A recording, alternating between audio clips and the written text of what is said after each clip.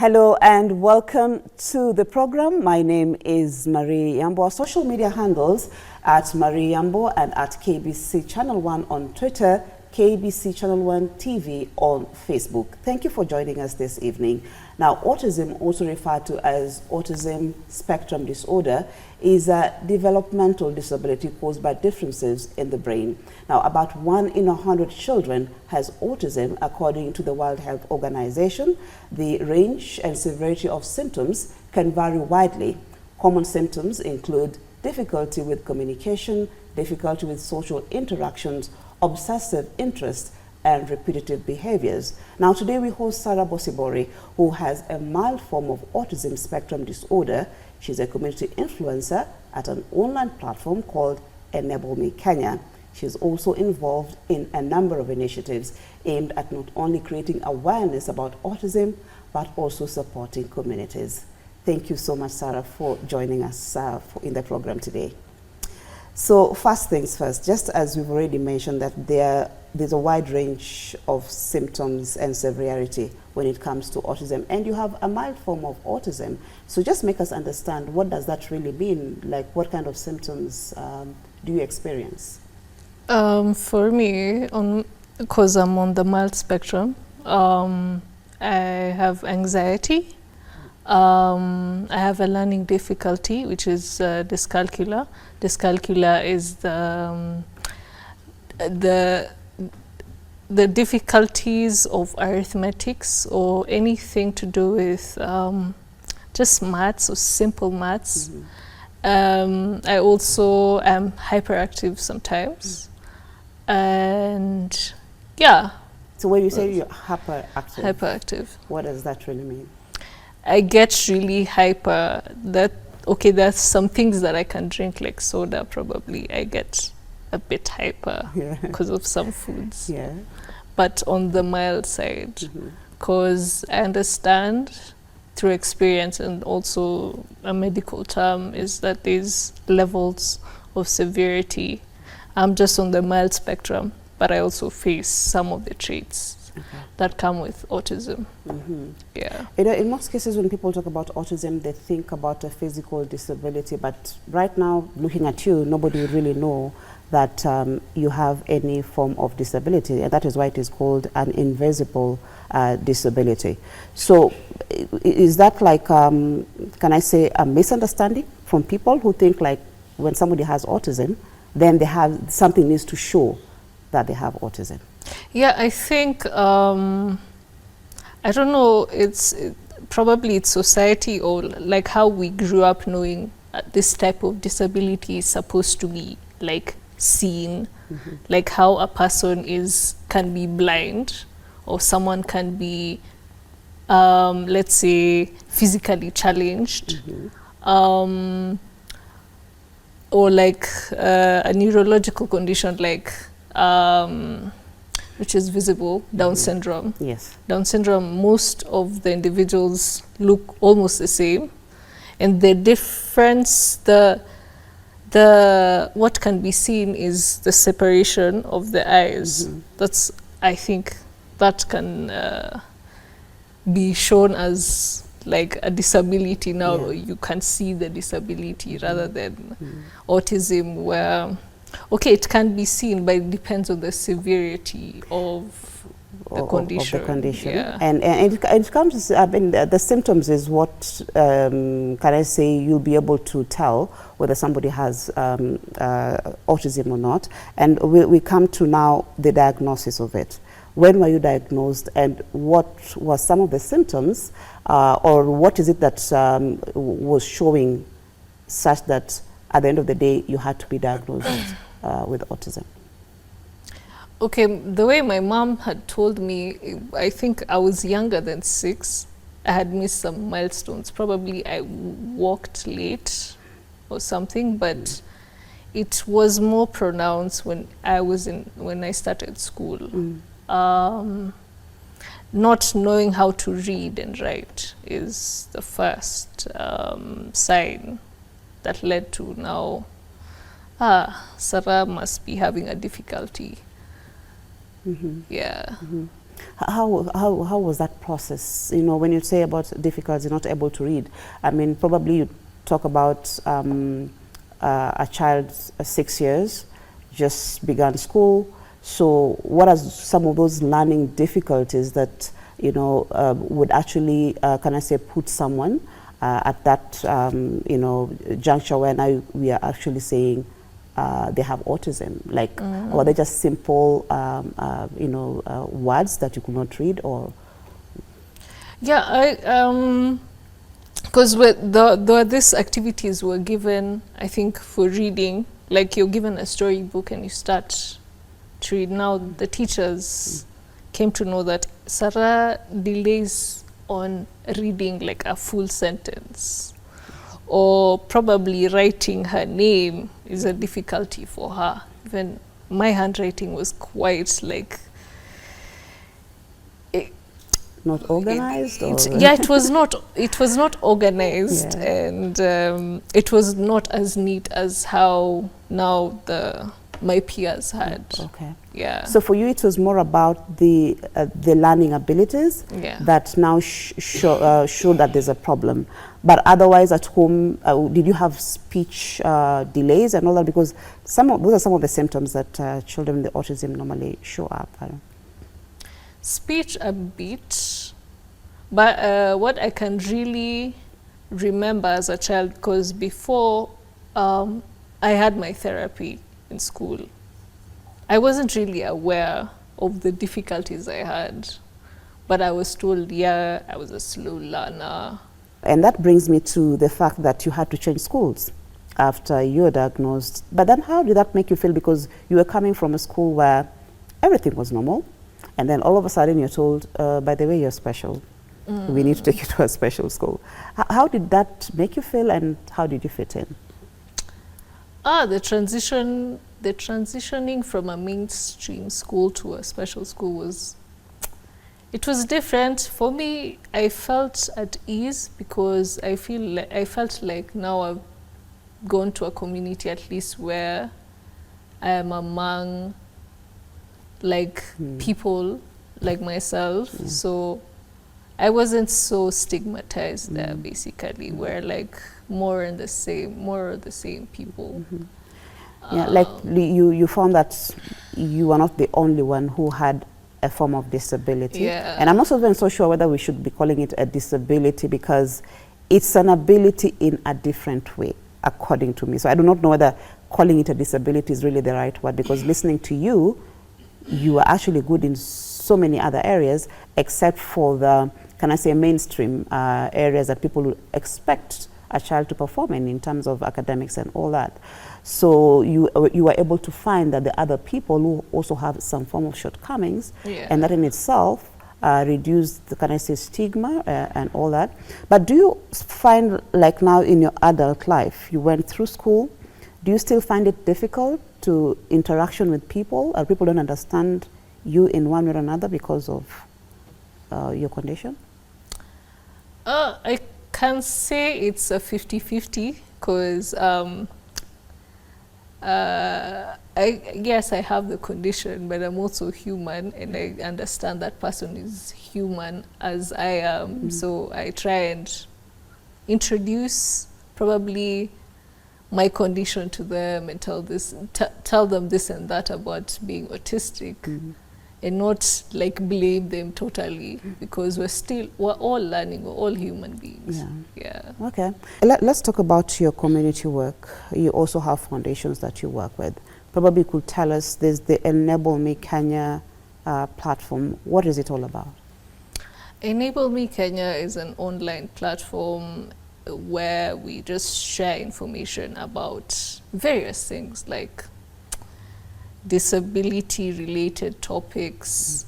We come up with a topic and like share as per experience, you know, out there. And being that we're in a digital society, there's a lot of information we can share amongst the community of society to help another person in society know, I am not alone in this. And being autistic, and I am an adult, I know it's been, I've been through that period of feeling alone in society. So I share my experiences, not just because I have like an awakening, but I would love to share my experiences so that the rest can also feel that I can become more or less like Sarah or someone just in society, because there's still this stigma, not in, I can say in Nairobi we have like an awareness, but inside Mashinani it's a different story. In the rural areas. Yeah. Yeah, and then, you know, talking about a platform to enable people to learn more about autism and the different types of disabilities, and just know that there's a community out there for you to support you. You're also an autism, you're a beauty queen. You know, it's called, what is it the Autistic Beauty Queen pageant? Yeah, yes. The one I held a crown for is Mr. and Miss Autism Kenya. Before it was Mr. and Miss Light of Autism Kenya. It's a pageant held by two foundations, and they're based in Mathare. This is Radiators in partnership with Step Up for Autism. So what they do is they give, they're both a foundation in Mathare, and they give therapy, since Mathare is a low-income area. So they provide free therapy for the children that are autistic, and also a few children that live with cerebral palsy, therapy for free every Saturday morning. Okay. Yeah. How did that platform, can I say, change your perspective, or what opportunities did that platform give you? Wow, okay, so since 2018, I dropped out of uni. I was doing my diploma in drawing and painting in Buruburu Institute of Fine Arts. So I was constantly how do I say, not being myself. I was forcing myself to be normal. That's when like depression hit, and like I just wanted to end my life. Oh, really? So my siblings and family, they came to my rescue rather, and they had talked to me about, since you're a social media person, why not try support groups and seek help? Probably there's someone like you out there. And then, yeah, I joined a group called Kenya Autism Alliance. It's a group owned by a parent who has a child living with autism in the US, and the group is full of parents or caregivers with children that are autistic. And I also happened to meet a very good friend of mine. She's called Karen Morioki. She's also an advocate, an autistic advocate, and she's Kenyan. So that's when I interacted with those few people, and also I came through like the pageant, the poster for that particular pageant, and I decided, like, back in my teenage years, I loved watching Tara's Next Top Model, and people used to like compliment and tell me, Sarah, you should try modeling. So I was like, so this was an opportunity for you. Yeah, and then now it has autism, so I was like, wow, it clicked. Then I went for the auditions. I was really anxious. I was very anxious. But imagine after the auditions, the D-Day came, and then, yeah, I was crowned. You're crowned. And that was it. No, after that event, this one day passed, the second day passed, and I saw a tiny clip of myself in BBC Focus, and Yes. I was like, what? This is what the platform can actually give me. Yes. And you took it all in, and you've done quite a lot, Yeah. you know, in terms of working with the community and just raising that awareness and all that. But I probably just want to take you back on the issue of stigma and maybe talk to the people out there and maybe talk to parents also who have children with autism as to what they're supposed to do. You know, the misunderstanding that people have about autism, and the parents who also feel ashamed that, you know, I cannot talk about my child having this particular condition. What I would like to say, because I know it's immediately after the diagnosis, it affects the parents. And it affects them, not just themselves, but also the outlook of society, how society looks or views them in particular, because there's a stigma. They'll keep on getting feedback of like, hey, mtoto, ama nyinyi mulirogwa kwa familia, you know, some things like that.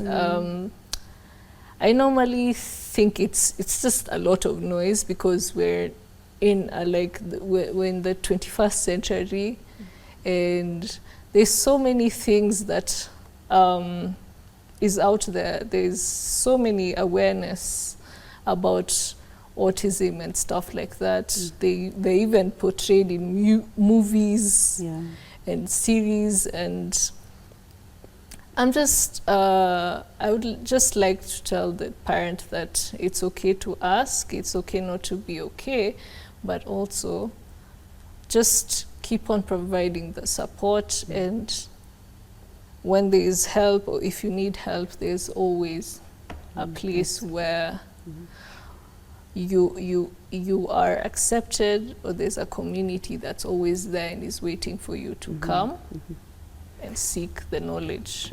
And I also think, like, just apart from parents, schools are a very critical area, because that's where, can I say, most of these conditions can be picked, because just like you said, that when you have autism, depending on the severity, then chances are very high that it's a teacher in class who will realize, oh, Sarah seems to be slow in her learning, or she's slow in doing 1, 2, 3. So I also feel like schools are also another place that really need to have a lot of awareness, because there is this misunderstanding that when a child is not able to perform as is expected, chances are that they're lazy, or they're just not clever enough, or they're just naughty. They just do not want to, you know, listen to instructions and all that. So depending on the kind of autism a child might have, they can depict different kind of symptoms that then again can be misconstrued to be a lack of ability to do something. And just before probably we wind up, because I know our time is really, really gone, you said, I read something on your Insta bio, where you said queening is not just about the crown, but many achievements and milestones.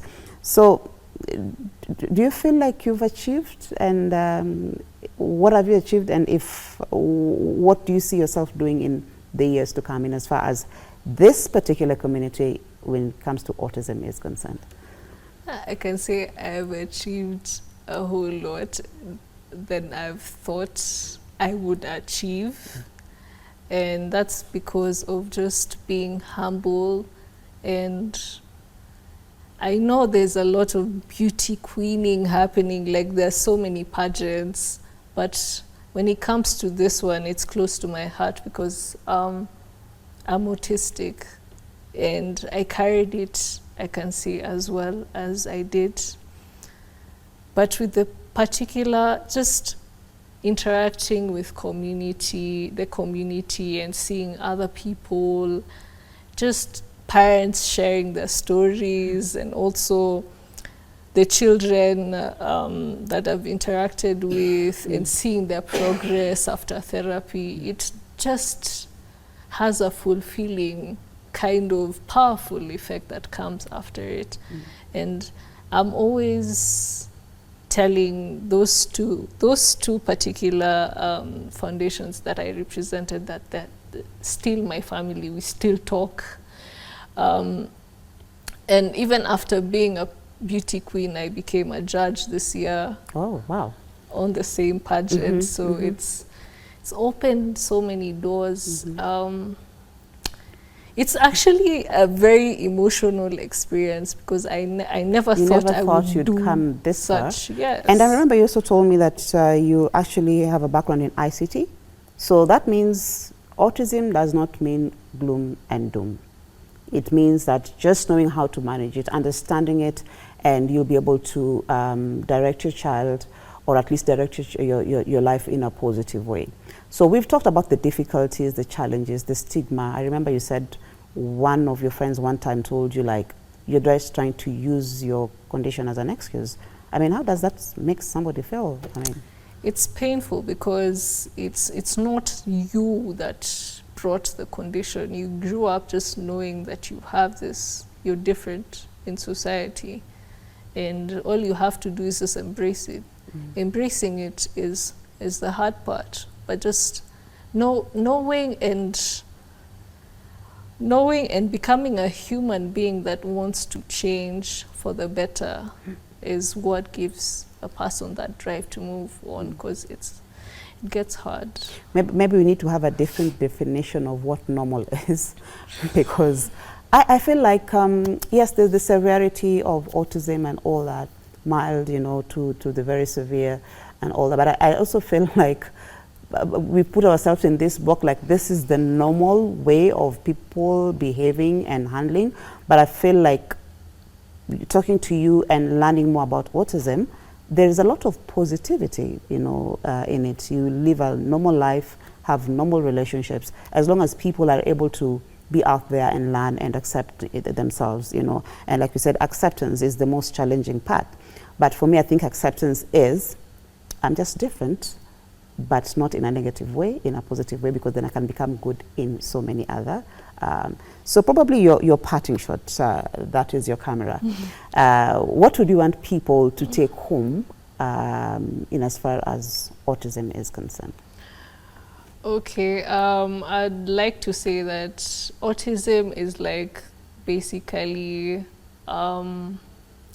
it's a difference in society, meaning like it can be colorful, but it can also be a rainy day, but it shouldn't be a rainy day all the time. Just embracing a difference in society is what I'd like to tell people. Okay. Yeah. Thank you so much, Sarah, for coming in and talking to us about autism and just making us understand, even just in a basic way, because I mean, there is a lot to talk about in as far as autism is concerned.